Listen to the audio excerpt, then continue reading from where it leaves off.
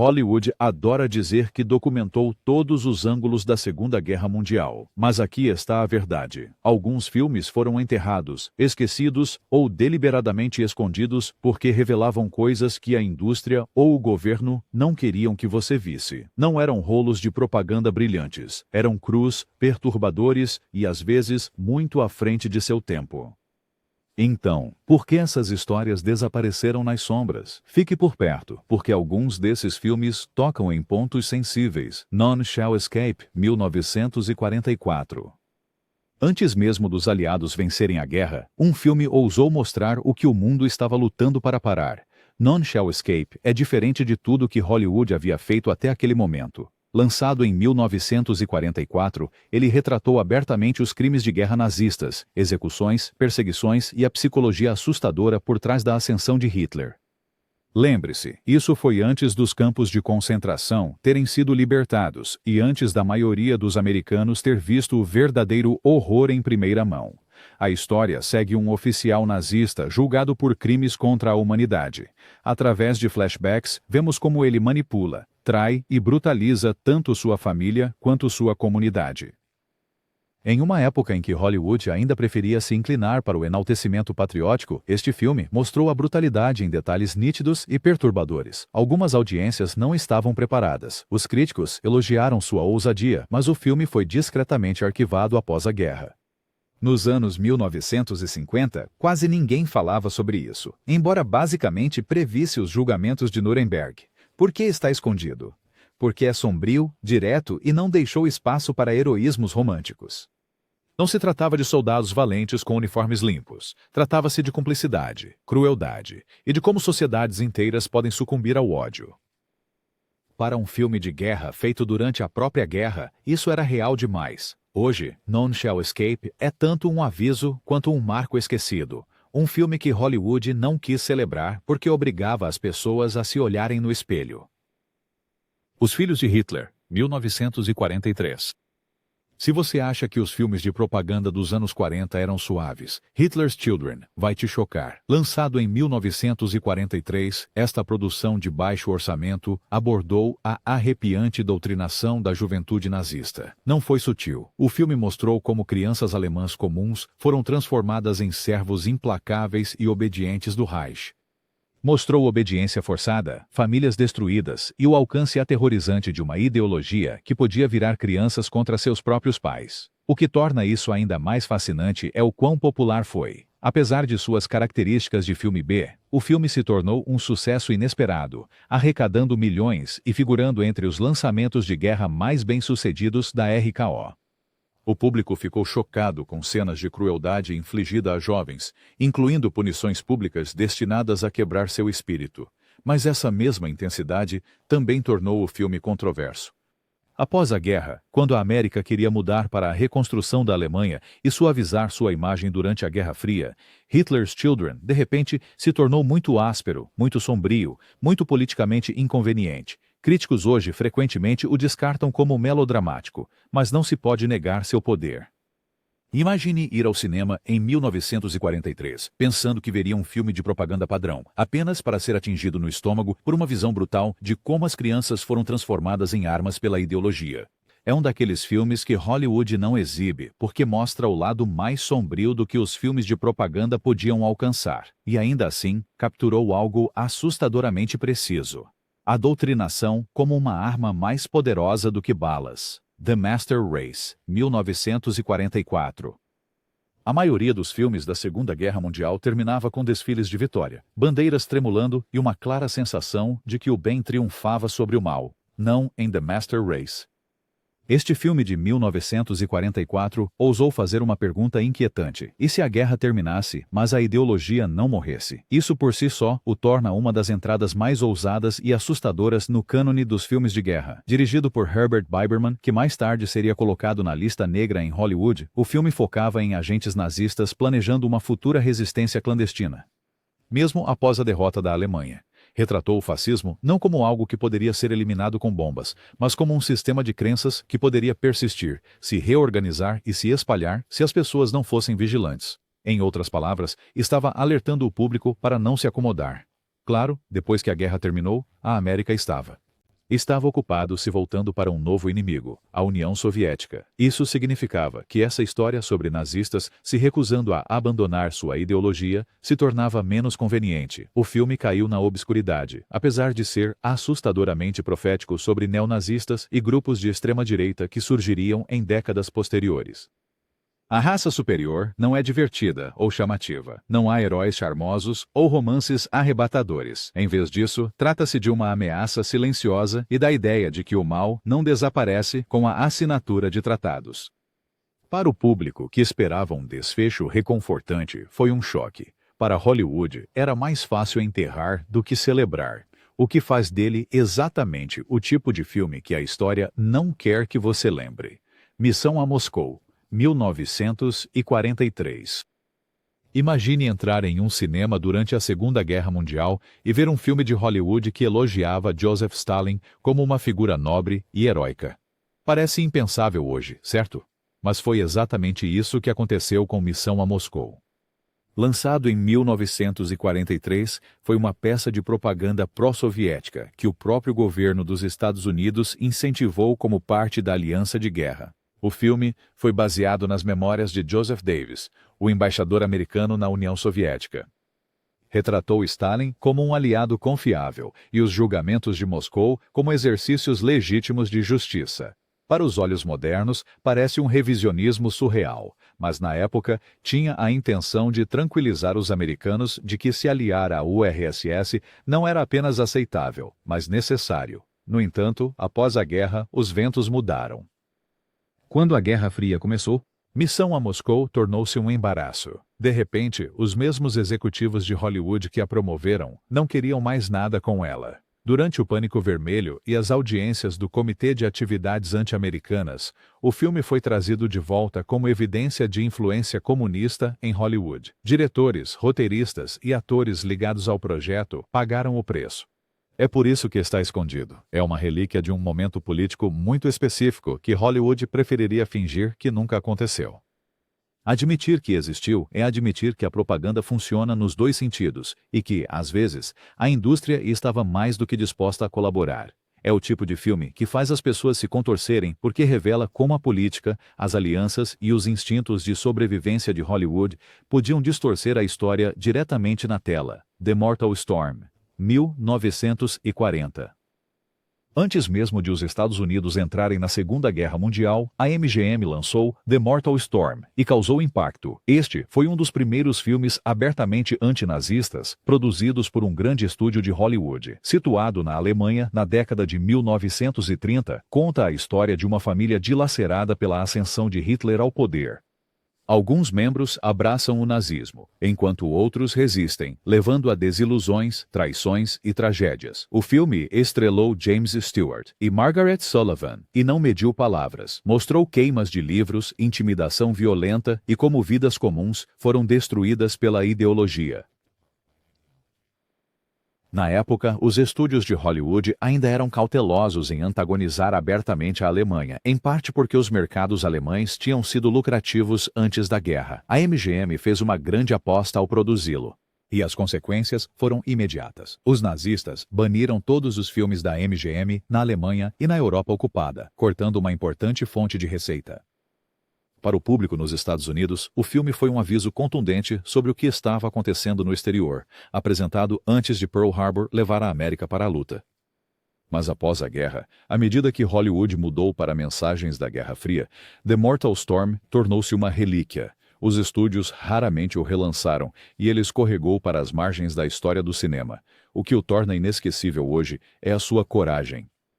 Em uma época em que jogar pelo seguro era a norma, a MGM deixou a ideologia de lado e contou a verdade. É por isso que Hollywood não o destaca agora, porque mostra que de vez em quando a indústria realmente se arriscou e o resultado foi um filme politicamente afiado demais para ser celebrado depois. Address Unknown, 1944.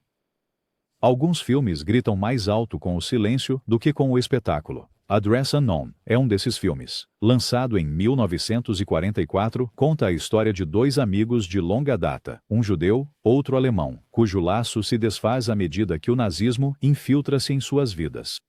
No papel, parece um típico conto moral.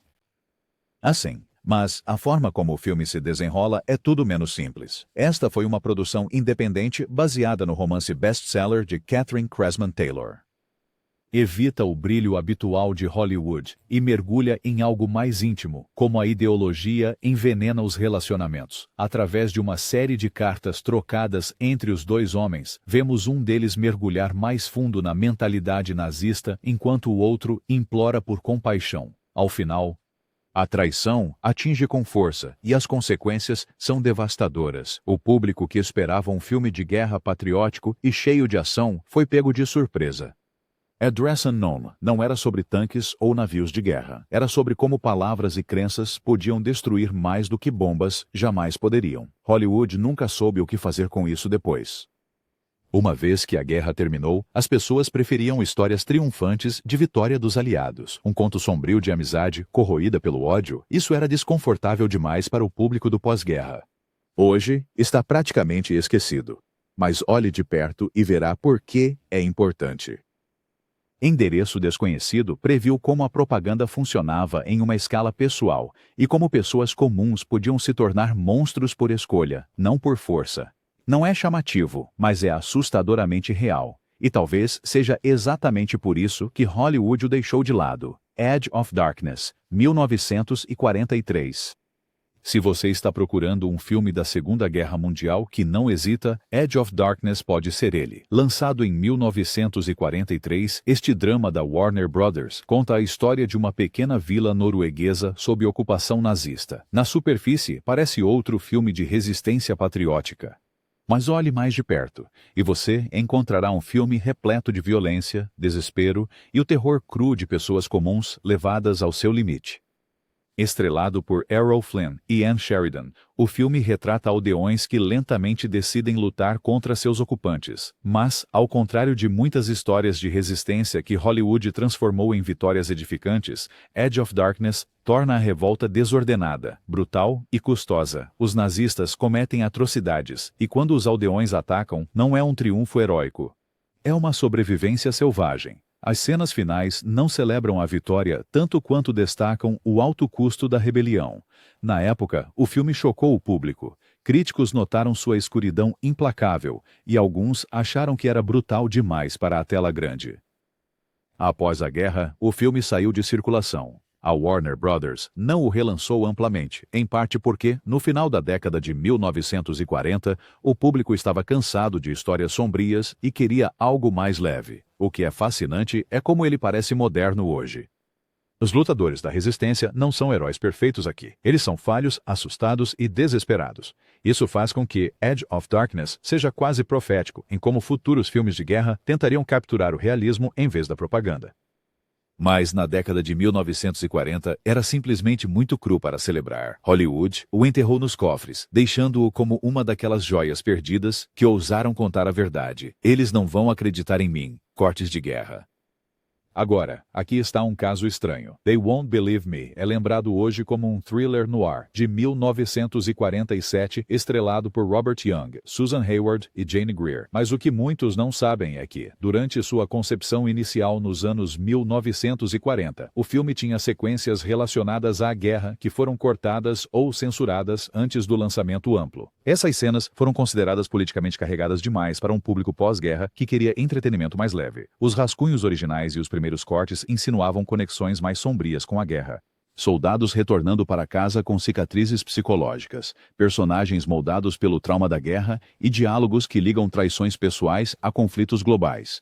Quando o estúdio percebeu que o tom era muito sombrio e muito entrelaçado com memórias da guerra recente, eles ordenaram revisões pesadas. O que restou foi um noir conciso, mas o fantasma dessas cenas de guerra ausentes ainda persiste em notas de produção e fofocas da indústria. Por que esconder isso? Porque a indústria cinematográfica estava se voltando fortemente em 1946 e 1947 para o escapismo.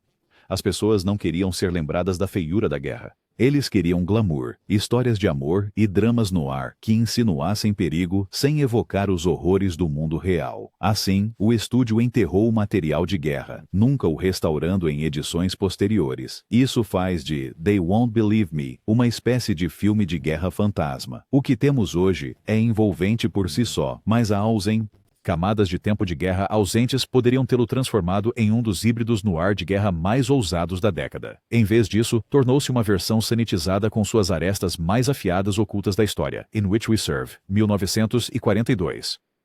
Às vezes, o patriotismo vem com um preço. In Which We Serve, lançado em 1942, foi um projeto profundamente pessoal para Noel Coward, que escreveu, co-dirigiu e estrelou o filme. Ele segue a tripulação de um contratorpedeiro britânico enquanto enfrentam ataques implacáveis e se apegam ao dever, honra e camaradagem. Na superfície, é um drama patriótico de guerra, mas por trás da cortina, há mais na história. O filme foi co-dirigido com David Lean, que mais tarde se tornaria um dos grandes do cinema. Recebeu elogios por seu realismo cru e atuações emocionantes. No entanto, na América, quando o filme foi distribuído, certos cortes foram feitos para suavizar ou evitar representações que insinuavam o poder colonial britânico, ou críticas às divisões de classe dentro da Marinha. Em outras palavras, a versão dos Estados Unidos. O público viu não era exatamente o que Coward pretendia. Essa censura silenciosa significava que, embora o filme fosse aclamado como um impulsionador de moral, partes de sua crítica social foram suavizadas para o público internacional. Hollywood queria enfatizar a unidade dos aliados, não destacar verdades desconfortáveis sobre império ou desigualdade. Como resultado, a versão oculta do filme, o original completo sem cortes, permaneceu subestimada fora da Grã-Bretanha. Hoje, cinéfilos reconhecem In Which We Serve como uma obra-prima da narrativa de tempos de guerra, mas também serve como exemplo de como a propaganda e a política moldaram o que os espectadores podiam ver. Hollywood não o enterrou completamente, mas certamente o ajustou para se adequar à mensagem.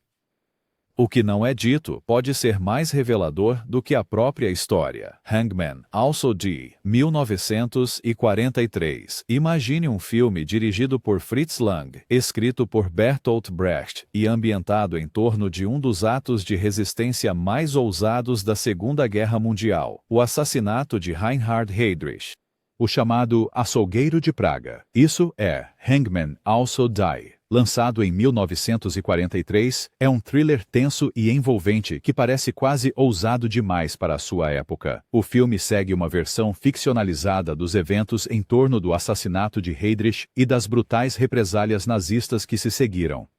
Em vez de glorificar a resistência como limpa e heróica, mergulha na ambiguidade moral, mostrando como cidadãos comuns arriscam tudo, mentem e até sacrificam vizinhos para sobreviver. É cheio de suspense angustiante e pesado, com o temor da retaliação nazista. No lançamento, destacou-se: Hollywood não estava acostumada a histórias tão sombrias ou tão políticas, não dizia apenas nazistas são maus. Mostrava como a resistência tem um custo terrível, sem garantia de sobrevivência. O público admirou a técnica, mas achou o conteúdo assustador. Após a guerra, à medida que a América se voltou para a política anticomunista, o filme tornou-se ainda mais problemático, devido ao envolvimento de Brecht e seus tons abertamente esquerdistas. Os estúdios deixaram-no desaparecer silenciosamente. Hoje, Hangman, Also Die é uma potência esquecida. A direção afiada de Lang e as impressões digitais de Brecht fazem dele um dos filmes de guerra mais politicamente carregados da década de 1940. Hollywood nunca o apagou completamente, mas certamente também não o celebrou. Era muito perigoso, muito complicado e muito disposto a mostrar a resistência como uma aposta ensanguentada em vez de um triunfo com bandeiras. A Sétima Cruz, 1944. Quando se trata de representações de campos de concentração no início de Hollywood, a Sétima Cruz quase não tem igual.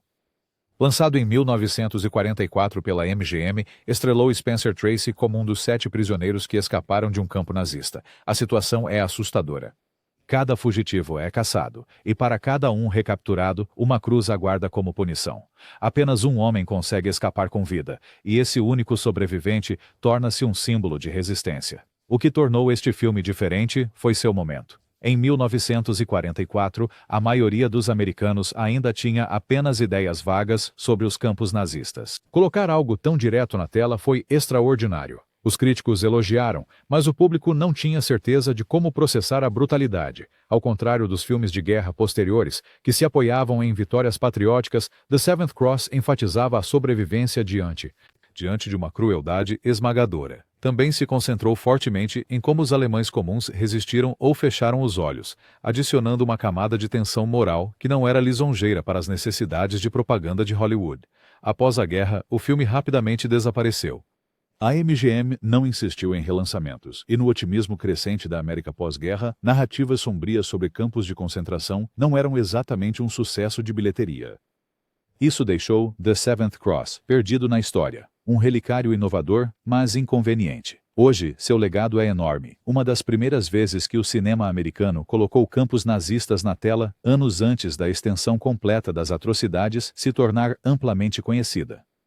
Ainda assim, Hollywood raramente o revisita, em parte porque não se encaixa no modelo tradicional de histórias de guerra. É sombrio, perturbador e não termina com triunfo, apenas sobrevivência. O estranho. Aqui está um fato interessante. Orson Welles dirigiu o primeiro filme de Hollywood a mostrar imagens reais de campos de concentração. Esse filme foi The Stranger, lançado em 1946. Mas, se você nunca ouviu falar dele, você não está sozinho. Apesar de estrelar o próprio Welles, ao lado de Edward G. Robinson e Loretta Young, o filme foi discretamente minimizado após o lançamento. Por quê? Porque tocava em questões muito próximas para o público do pós-guerra. A história segue um fugitivo nazista escondido em uma pequena cidade americana, disfarçado como um professor respeitável. Robinson interpreta o agente do governo determinado a expô-lo.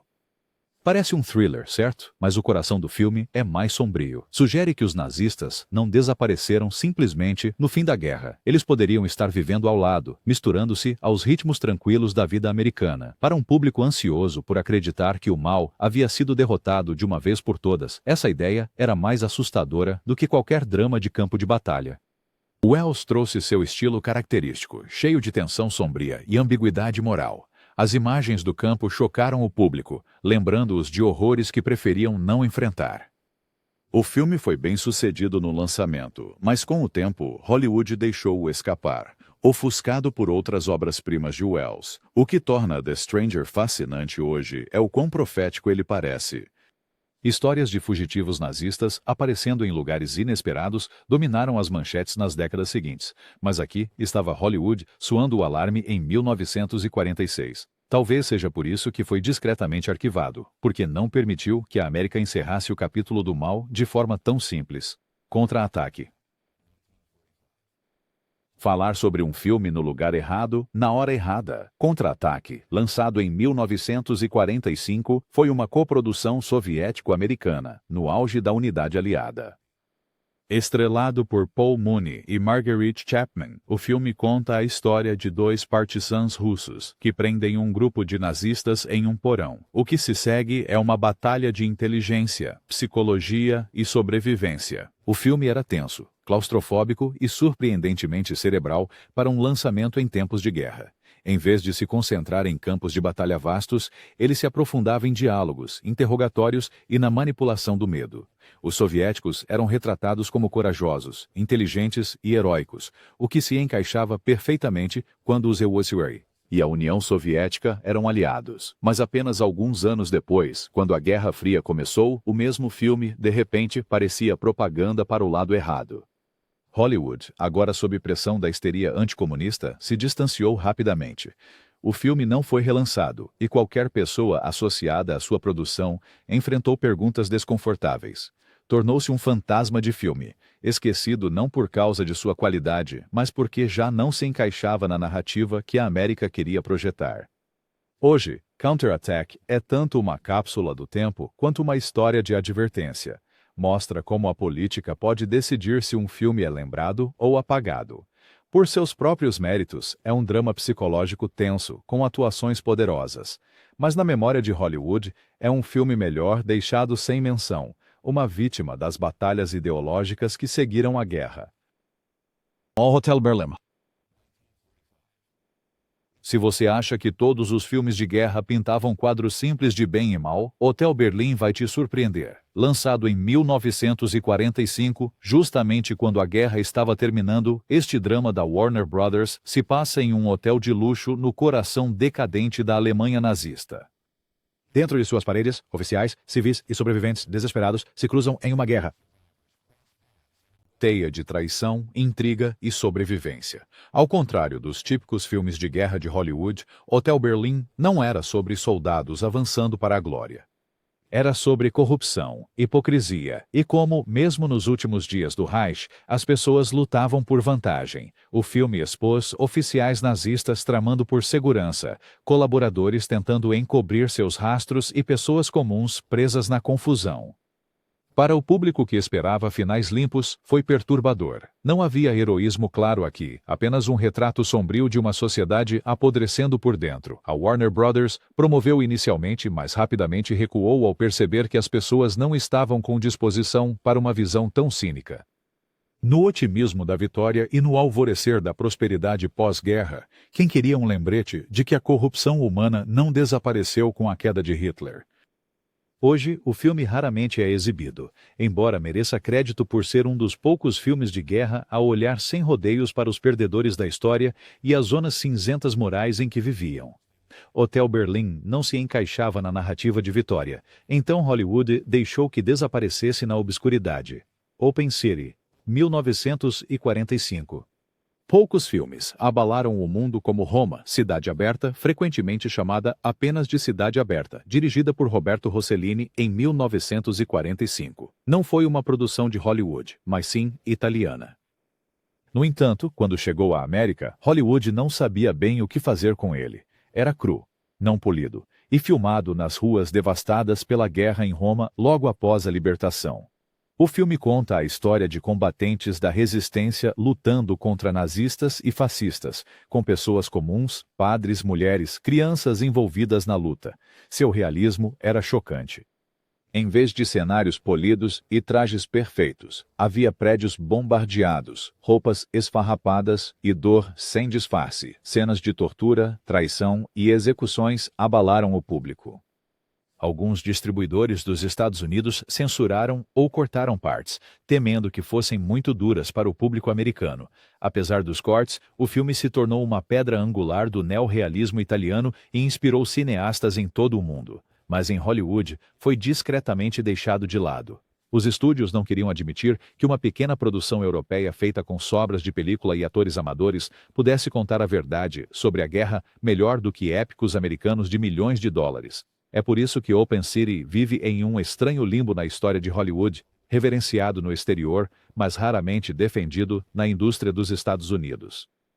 Era muito cru, muito doloroso e muito eficaz em expor o custo da guerra, o que, é claro, fazia dele exatamente o tipo de filme que Hollywood preferia manter à distância. E aí está, 15 filmes da Segunda Guerra Mundial que não se encaixavam na narrativa de Hollywood, enterrados sob camadas de política, propaganda e desconforto. Alguns foram censurados, outros esquecidos, outros silenciosamente exilados. Mas juntos, eles mostram as histórias que Hollywood não queria celebrar, as verdades confusas, sombrias e inconvenientes da guerra. Qual te chocou mais? Deixe seus pensamentos abaixo e não se esqueça de curtir, compartilhar e se inscrever para mais peças não contadas da história do cinema.